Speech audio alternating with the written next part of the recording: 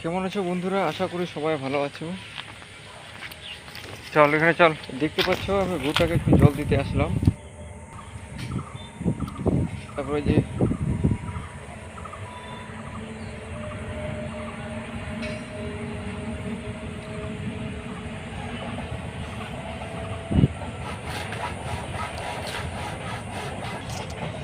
দেখতে পাচ্ছ একটু কচু কাটতেছি।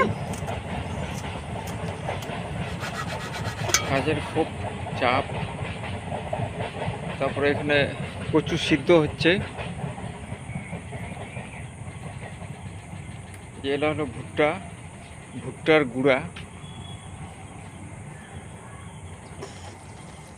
এটাকে কচুর সঙ্গে মিক্সচার করে দিলাম। এদিকে টেম্পারেচার দেওয়া হয়েছে।